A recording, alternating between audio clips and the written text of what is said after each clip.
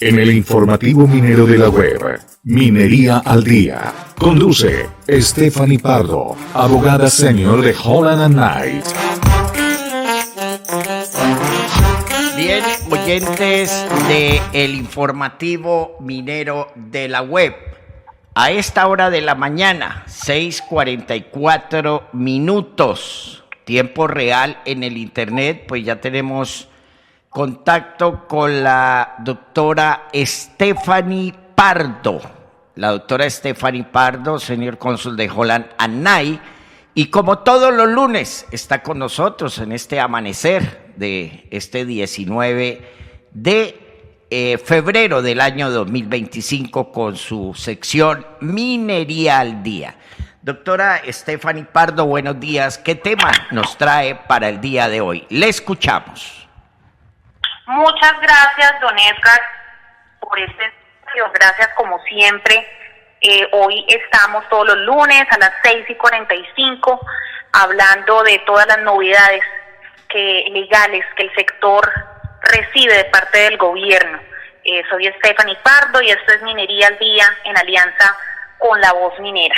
Y cuento, Edgar, que no nos dejaron recuperarnos del decreto 044 de 2024, mediante el cual se reglamentó todo el tema, se fijaron los criterios para la declaratoria y delimitación de las reservas temporales, un decreto que pues pretende bloquear algunas zonas del país para que en ellas no se haga minería dirigido exclusivamente a la industria minera.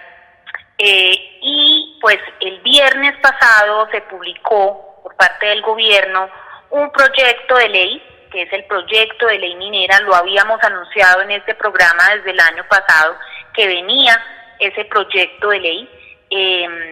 Habíamos sabido que el gobierno pues se había arrepentido en algunas ocasiones, había decidido esperar, pero el viernes finalmente se hace público este proyecto de ley.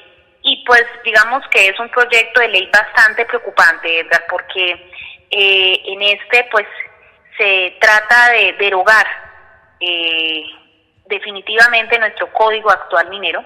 Este proyecto en su artículo final, que es el artículo 219,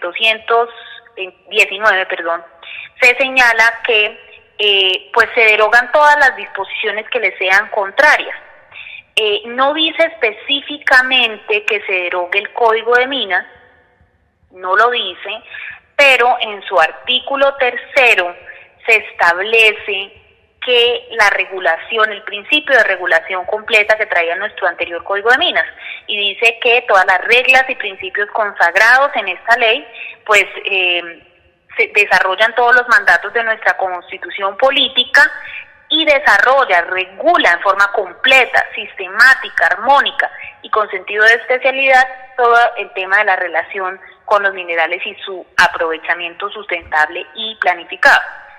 ¿Esto qué significa? Significa que al regular completamente todo lo relacionado con la actividad minera, pues es claro que cualquier otra regulación contraria pues quedará, digamos, derogada. Entonces no lo dice expresamente, pareciera que lo que el gobierno quiere es tratar como de ponernos a jugar un poco, porque si dice que todo lo que sea contrario debe ser derogado, pues entonces nos pone a hacer un análisis interpretativo de cuáles son las normas del Código de Minas que coinciden con esta ley y cuáles no, dejando pues una amplia facultad discrecional al operador jurídico minero, porque entonces el operador podrá hacer un análisis y pues podrán haber otros operadores jurídicos, otras autoridades que hagan otro tipo de interpretación. Entonces esto es como primero, que me parece muy importante. Vamos a hacer un barrido por el proyecto de ley sin perjuicio de que en otros programas vamos a estar analizando todas las problemáticas de este proyecto de ley, que esperamos pues que el gobierno finalmente no radique, porque cambiaría lo que el gobierno, reiteramos que, como lo dijimos en el programa pasado, el objetivo del gobierno con todas estas regulaciones se enfocan en reducir el sector minero privado a gran escala. Claramente, este proyecto de ley confirma dicho análisis que hicimos en el programa pasado, porque pretende en su objeto, en el artículo primero, se dice que todo este proyecto de ley va encaminado a la economía productiva e industrialización. Entonces el gobierno insiste en estas dos palabras, que incluye, Edgar, en casi todos, en todas las regulaciones, en todas las normas, en todos los decretos, incluye estas dos palabras, economía productiva y reindustrialización. Una vez escuchando a la viceministra de Comercio, entendí cuál es la definición o el concepto de estas dos palabras, y es que los pueblos mineros, los territorios mineros, dejen de depender de la minería y se conviertan a otras economías que, como su nombre lo indica, son productivas, otras economías productivas distintas a la minería, y quieren reindustrializar, por eso la palabra reindustrializar, porque quieren volver a otras economías o cambiar esas economías netamente mineras. Entonces, pues bueno, es una contradicción, porque se supone que pues la autoridad minera, el gobierno protege la tradición minera, ¿no? Ha sacado varios proyectos de normas en los que pues se trata de proteger la minería tradicional, pero en realidad, si nosotros vamos a analizar ese concepto, ese objetivo del proyecto de ley de economía productiva y reindustrialización, vemos que detrás de ese concepto muy probablemente esté el tema de cambiar a otras economías, de dejar la minería definitivamente en nuestro país. Entonces, muy importante estos dos puntos. Hay un tema también que deja preocupado, pues la ley modifica los principios del derecho minero, introduce unas definiciones del principio de precaución y prevención. Entonces, esto es importante porque estos principios son principios netamente ambientales. Estos principios de precaución y prevención son principios de derecho ambiental, son principios que tienen que ver con los temas ambientales. Luego, parece que este proyecto de ley debería ser tramitado como un proyecto de ley de aquellos que son revisados por ambas cámaras, por Senado y por Cámara, porque muy probablemente pueda alegarse que va a afectar derechos fundamentales como es el medio ambiente. Entonces, hay que revisar con cuidado. Hasta ahora es la primera lectura que le hacemos a este proyecto de ley, pero muy probablemente va a tener que ser un proyecto que se demore mucho más en su análisis. Si lo que pretende el gobierno es pasarlo por un proyecto de ley más expedito, pues es probable que se hayan equivocado en eso, porque está metiendo muchos temas que son distintos a los de la minería. Luego debe pasar por cámaras distintas y adicionales de nuestro Congreso de la República. Otro tema también importante es que se hace una nueva clasificación de la minería. Se divide en tres, y es la minería artesanal, la tecnificada y la semitecnificada. También vemos que el gobierno lo que pretende con este proyecto de ley es tener el mando de en qué lugares se van a desarrollar proyectos mineros, porque en su artículo 13 se dice que solo podrá realizarse en zonas aptas para la minería los proyectos mineros. Luego lo que el gobierno va a hacer es coger el mapa de Colombia y establecer algunas zonas, pueden ser pocas, pueden ser muchas, pueden ser algunas cuantas, donde se pueden solicitar propuestas de concesión o se pueden otorgar más bien la habilitación para los proyectos mineros, porque esto también cambia, Edgar, y es que cambia la forma en la que concebimos hoy el título minero, porque se hace una clasificación de varios tipos de contratos. Entonces, si ustedes recuerdan, volvemos a nuestro modelo anterior del decreto 2655 del 88, donde habían varios tipos de títulos mineros, y eso traía consigo, eso se cambió porque eso traía consigo muchas dificultades, porque entonces si yo tenía una licencia de explotación o tenía un permiso minero, algunas normas le eran aplicables y otros no. En este caso lo vamos a ver, pero digamos que el gobierno con este proyecto de ley está tratando de diferenciar los tipos de títulos mineros.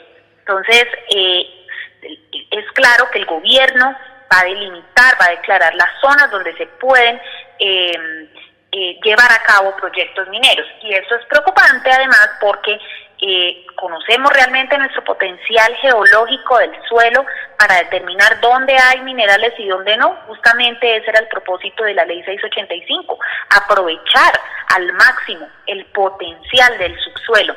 Y como no sabíamos y como no sabemos cuál es ese potencial, pues se lo dejamos, trasladamos esa carga a los particulares. Ahora pareciera que el gobierno logró ese conocimiento de manera express, de manera rápida, y entonces quiere declarar estas zonas aptas para la minería. Sobre las zonas de exclusión, un tema súper preocupante. Lo más grave de este artículo 19 es que se ordena la suspensión de los proyectos en ejecución. Entonces, esto confirma lo que habíamos dicho en el programa pasado, y es que el gobierno, con la declaratoria de reservas temporales, dijo en su artículo 3 que los efectos del decreto de reservas es hacer que no se otorguen más permisos ni licencias ambientales.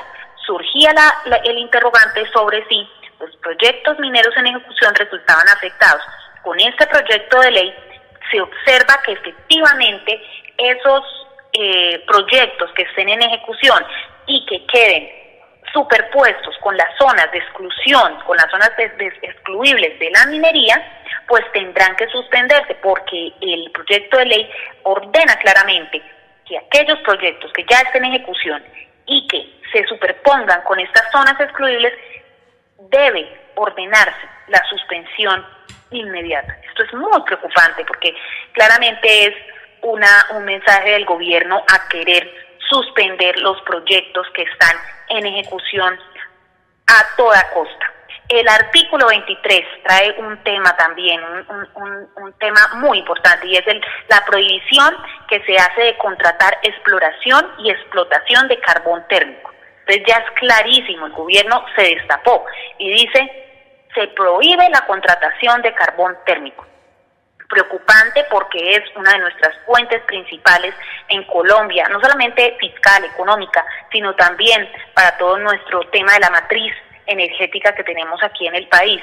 Entonces, pues se hace claro pues que es una prohibición. También se establecen las zonas aptas para la formalización minera. Mejor dicho, el gobierno quiere prácticamente hacer, digamos, que tener el control total de nuestro territorio, de nuestro subsuelo, decidir dónde se hace minería, decidir dónde no se hace minería, decidir cuáles son las zonas aptas para la formalización minera, como si la formalización y los proyectos que surgen de la formalización fueran distintos a cualquier otro proyecto minero. No, el gobierno tiene un entendimiento en este sentido un poco subjetivo, porque entonces quiere delimitar esas zonas para formalización minera. Pero además, cierro con esto, y lo más grave de todo, se le da una facultad oficiosa a la autoridad minera para declarar las áreas de minerales estratégicos, las áreas de formalización y las áreas para el desarrollo minero. Prácticamente se le da superpoderes a la autoridad minera para decidir dónde se hace un proyecto minero o no. Bueno, con esto cierro. Muchas gracias, Edgar, por el espacio. Esto es Minería al Día, analizando todas las novedades legales que salen recién salidas del horno. Soy Stephanie Pardo, abogada experta en asuntos mineros de la firma Holland & Knight, y esto es Minería al Día en alianza con La Voz Minera. Muchas gracias, Edgar.